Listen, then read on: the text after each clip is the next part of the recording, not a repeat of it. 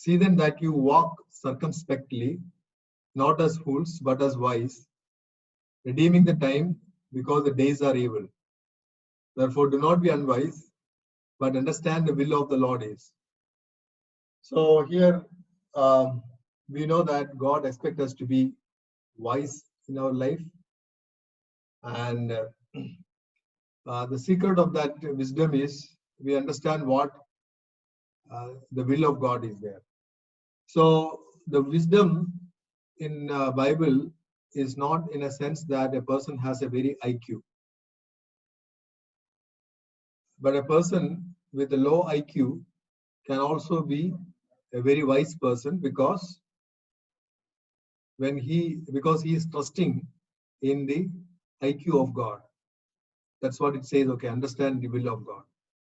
So wisdom in life, according to the Bible, is not a person with a very high IQ, but a person who decides to put his trust in the knowledge of God, in the will of God. So when we follow these biblical principles and pattern, uh,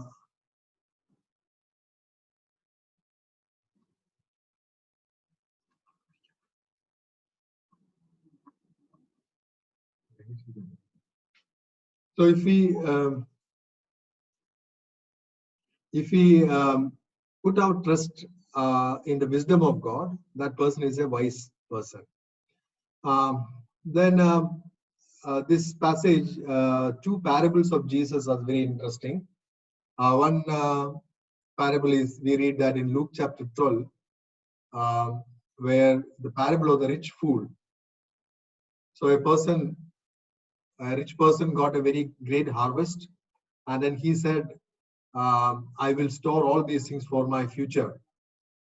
And then the Lord is asking this question, um, if I take your life, where will be your riches?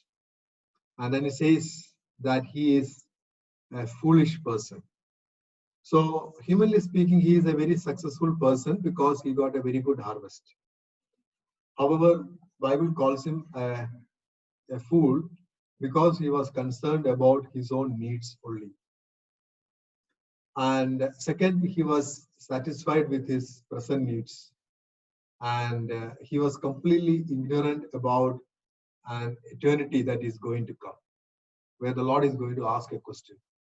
So a person who is concerned about his own needs, a person who is satisfied with present day needs only, and a person who is ignorant about a day is going to come after our death. So such a person is called a foolish man according to the scripture. Now Jesus also gave another parable, which is a little tricky. I'm not going to go into the details of that one, but that parable we read that in Luke chapter 16, verse 1 to 8. We popularly call the parable of the shrewd steward. And the main crux of this parable is that at the end of this parable, Jesus make this statement. So the master commended the unjust steward because he dealt shrewdly, or he dealt wisely. And then Jesus making this statement, for the sons of this world are more shrewd in their generation than the sons of the light. So here in this parable, Jesus gives an example of a wise person, a shrewd person. And then the Lord is commenting that, okay, the people of this world are very wise compared to the people of God. Or in other words, the Lord wants us to be wise like this person.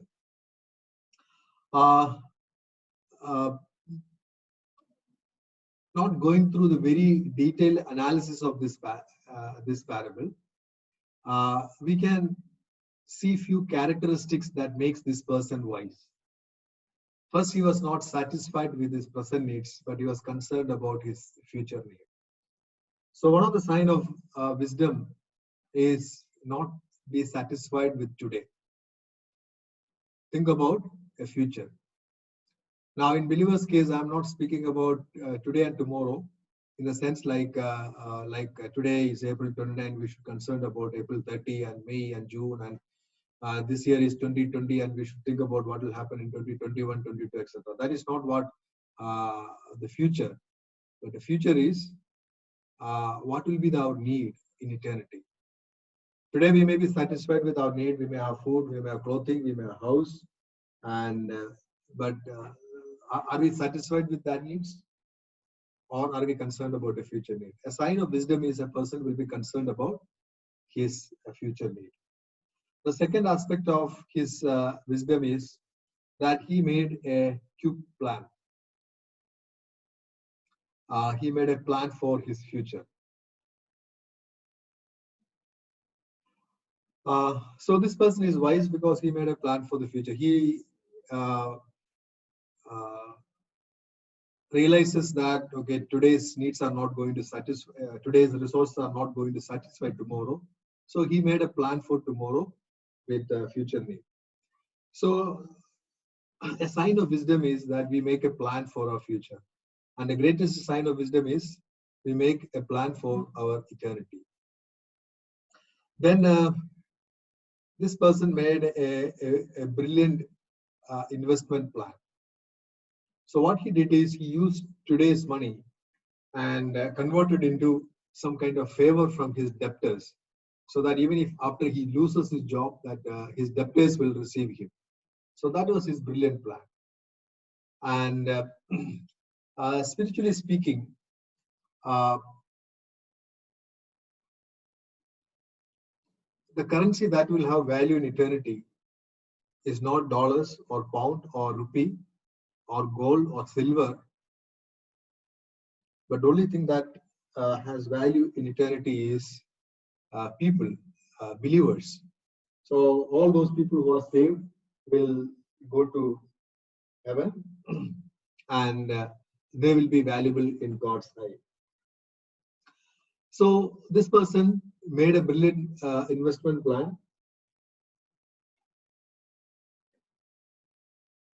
He made a brilliant investment plan, and that was a sign of his wisdom. So practically, spiritually speaking, this investment plan is basically we can use today's resources and invest in people, and especially believers, and they will be in eternity. And I think the most clear example is we are investing our resources in evangelization and discipleship, so that now people's life will be saved and they will be in eternity. So that will have great value in eternity. And lastly, his sign of wisdom includes so his plan benefited not only himself but his debtors and also the master. So when we share gospel, when we evangelize, when we make disciples, when we are involved in the ministry of his kingdom, his church, all are benefited. The people to whom we are directly ministering, they are benefited, their life is transformed. So they are benefited. And the Lord is glorified because his knowledge and his knowledge about him will spread over the face of the earth. So the Lord is glorified. His will be accomplished because his will is people should be saved and they should be made into disciples. So that will happen. And of course, it will be beneficial to us also because the Lord promises great reward for all what we do for him. So these two parables gives a good perspective for who is a fool and who is a wise, because that is very important when we study this topic, because money management sometimes can have a very negative connotation, because they think, oh, money management is something that the secular people are talking. This is nothing to do with the spiritual person. A spiritual person should not worry about managing money. He should depend upon God and things like that. So there are some Christians highly spiritualized and telling that okay, we should not have any money management because money is the root of all evil and things like that. But we also need to understand there is a element of truth in that, because the secular people are so crazy about managing their money They are very shrewd in investing their money in which company or which bond or which share market and which investment plan, etc., etc. Because their concern is about how can they make their future secure in this world. So that part is evil.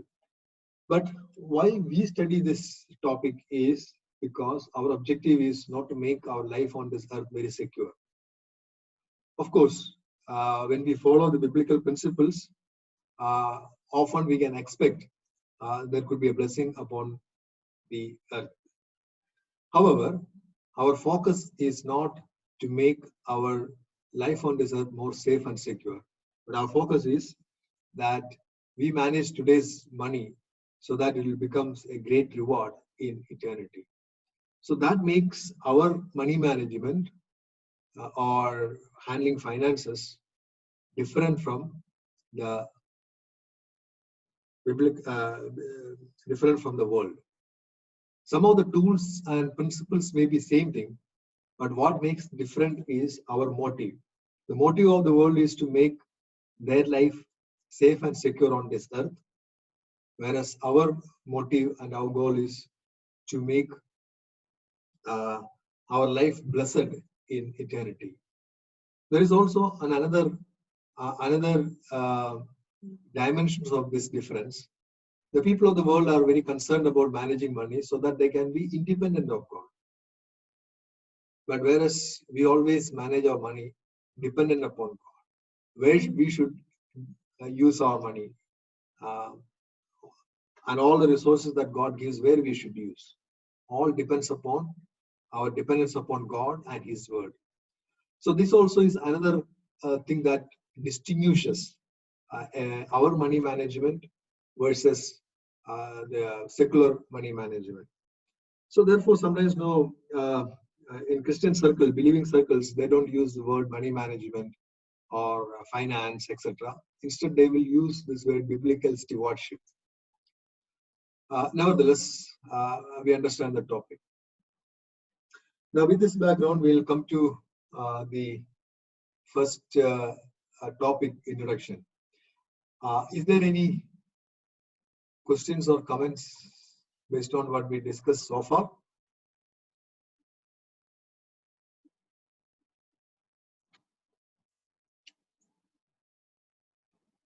If there is anything, you can unmute and ask a question. Sir, the first part that you said it's from the parable. Most of the times parables are sometimes, there is another spiritual sense in it. So can we take it for the literal meaning, whatever we derive from the parable? No, I've taken only spiritual thing. Okay. That is, the parable, in both parables are actually speaking about spiritual things only. In the first parable, this person is investing all his time and money and resources into this earthly thing. And the Lord is telling you are a fool because he is spiritually poor. The second person's parable, although he is telling about an earthly thing, and afterwards Jesus telling, if a person is not faithful in unrighteous mammon, who will entrust him with the true riches? So the way we handle money is an indication of how we handle spiritual things. Money is tangible. We can see money in our hand. It's quantifiable. It's measurable. But spiritual things, no, we cannot measure. Okay, how can we measure how much love I have? It's very difficult. How can we say that? Okay, I'm investing my spiritual resources, etc. It's very difficult. But the Lord is telling a person who is faithful in little, he will be entrusted with much. So he spoke this in the context of this parable. So what is little? That means this earthly little resources that Lord has given. If he use wisely, then that indicates how a person will handle spiritual resources also. It is something like you studied mathematics in your school. And most of the time, people say this, okay, I studied so many maths and physics and it never had any application in my life. That is not true. A person who is studied maths very well or physics very well or any subjects very well, that indicates how much brilliant or analytical that person is. And tomorrow he is understood with a job, that will show he will do in a very nice way. So spiritually speaking, the Lord has given so many resources on this earth. I'm not speaking money is the only thing, but money is one of the things. So how we use money is an indication of how we handle spiritual things. How we use time is an indication of how we use spiritual things. How we conduct ourselves in our workplace is an indication of how serious we are with the spiritual things and so on. So the Lord has saved us, and we should be on this earth till the Lord comes or till we die. Until what we should do?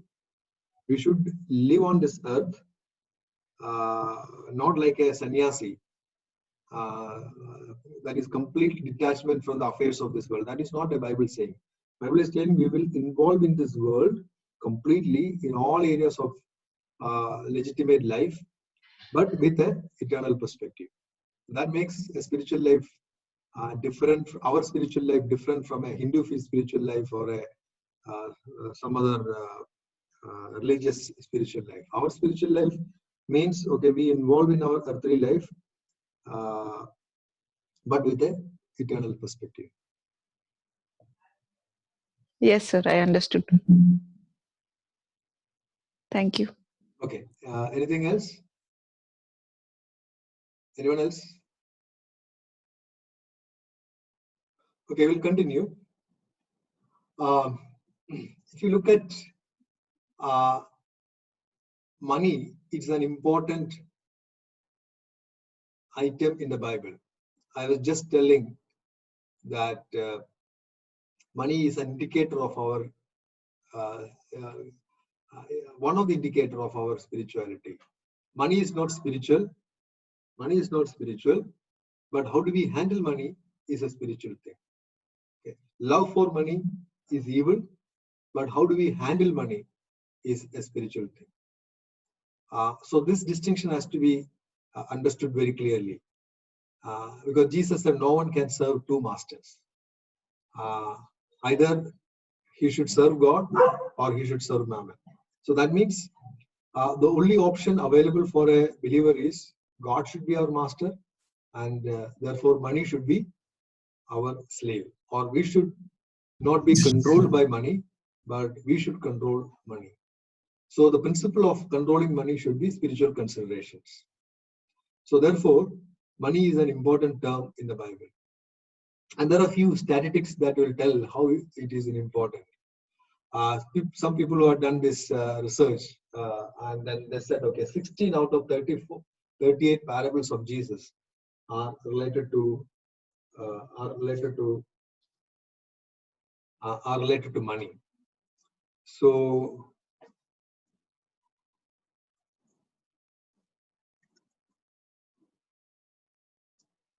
it's not a coincidence that the Lord used money is in so many of his parables. 16 out of 38 parables, almost half of the parables are speaking related to money.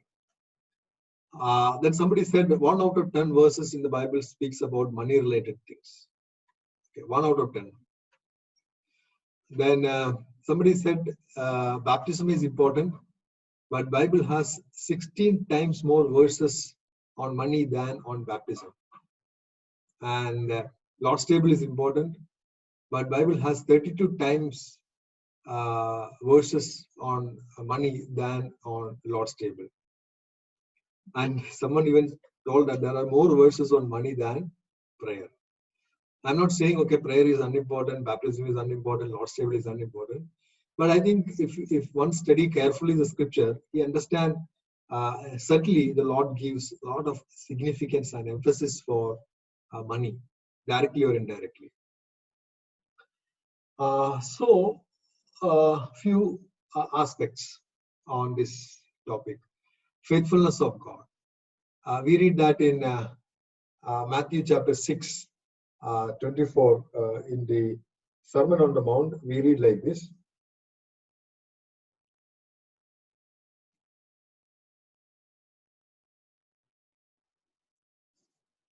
No one can serve two masters, for either he will hate the one and love the other, or else he will be loyal to the one and despise the other.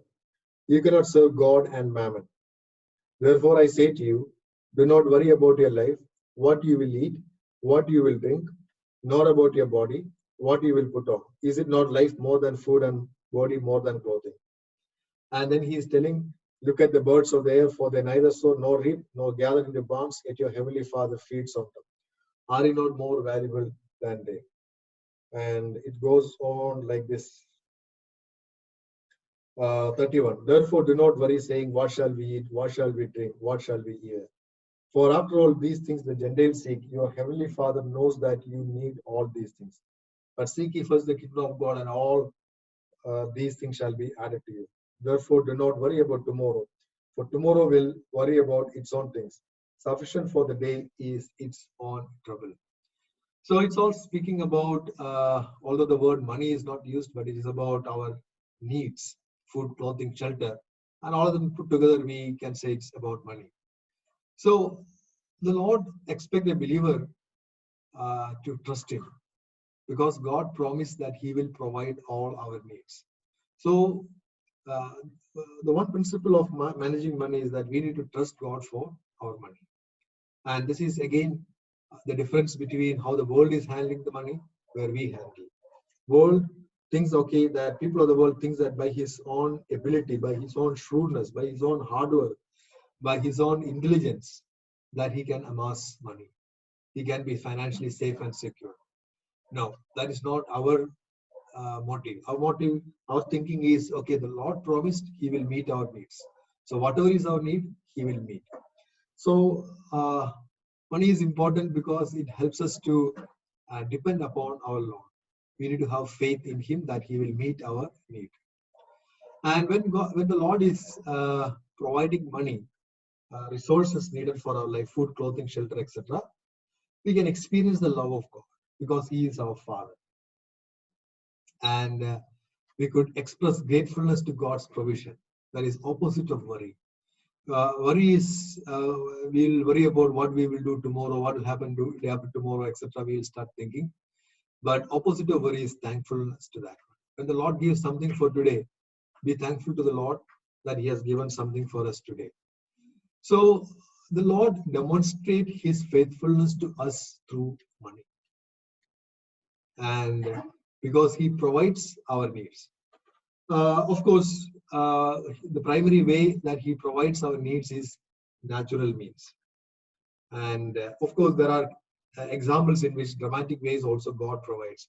For example, the classic example is when the people of Israel moved from Egypt to Canaan, they were in the wilderness for 40 years. And the Lord provided food for them in a very dramatic way. The manna from heaven came, and without they do any work, the Lord provided all their food needs. 38 years or 40 years, fully the Lord met their need. But once they entered into the land of Canaan, what happened? Within few months, the manna stopped. And then they have to do the natural means, like they have to cultivate, they have to raise up their sheep and cow, and then meet all their needs. So we don't see the manna coming again. Of course, we see in the case of Elijah, the Lord fed him with the raven in a supernatural way. So God is able to meet our needs in a dramatic supernatural ways. But that is rather exception. But what is normal and that we can normally expect is God uses our natural means.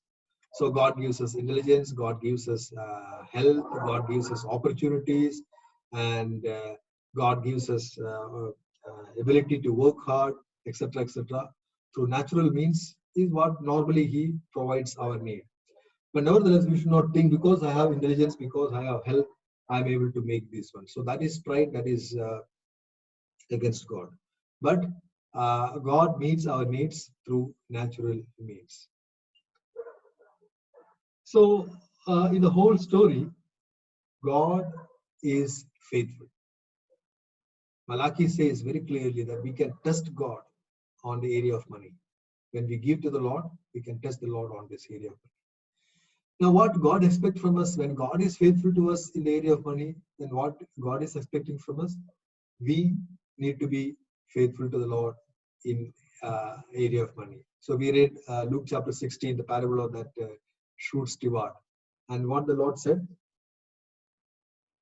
And just a second, I will take that. Luke 16.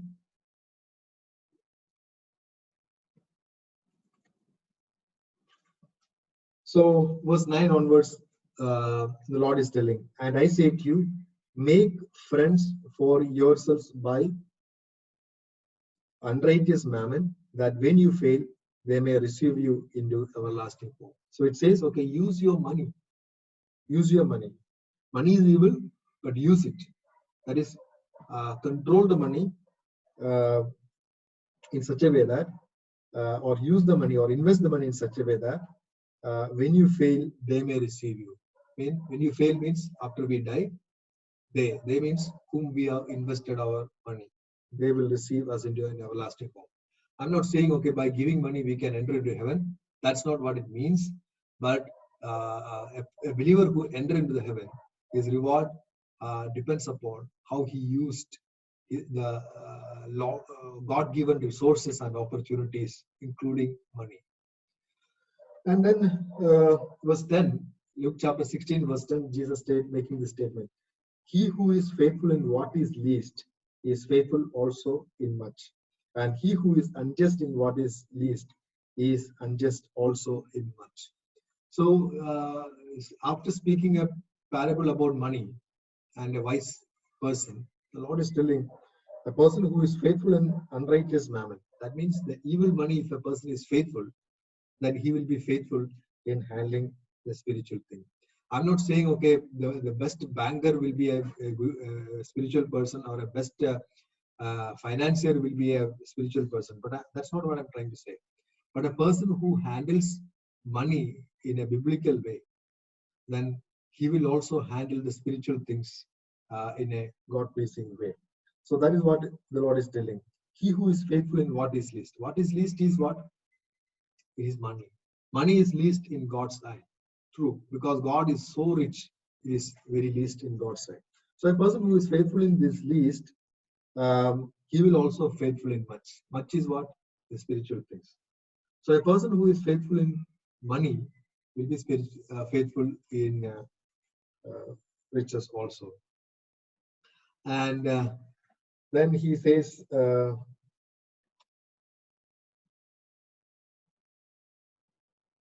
no servant can serve two masters. Jesus making the statement again.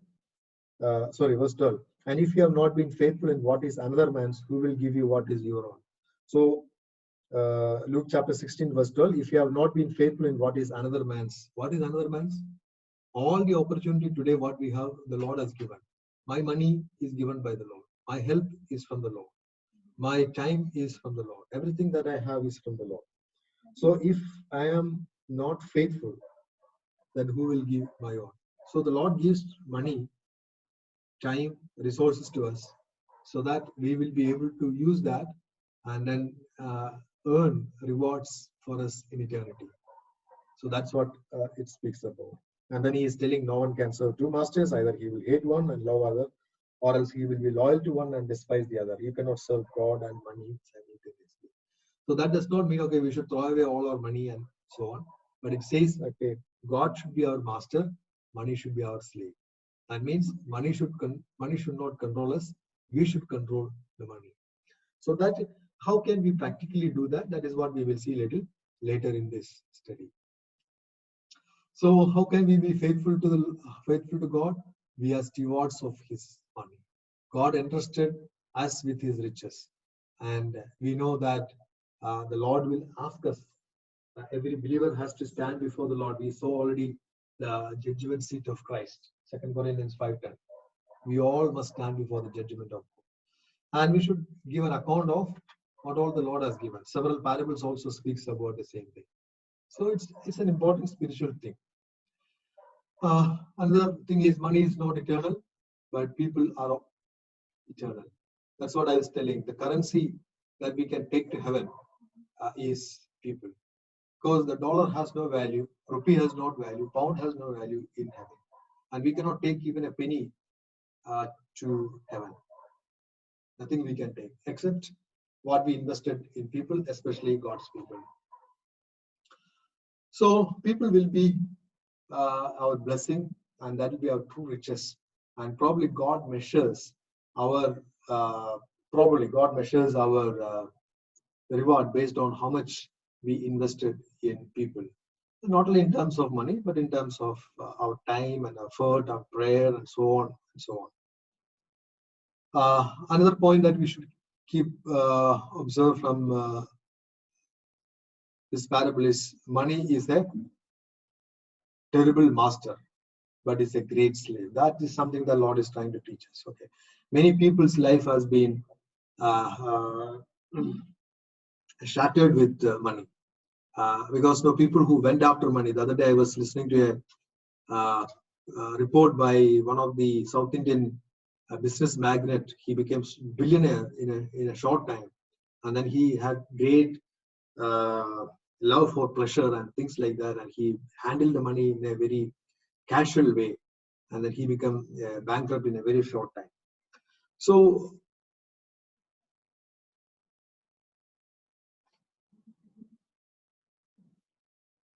then he so the news around us, history around us all shows, okay, money can be a very terrible master. People commit suicide because they handle the money very poorly, and many are in very great tears and so on because they handle money very poorly.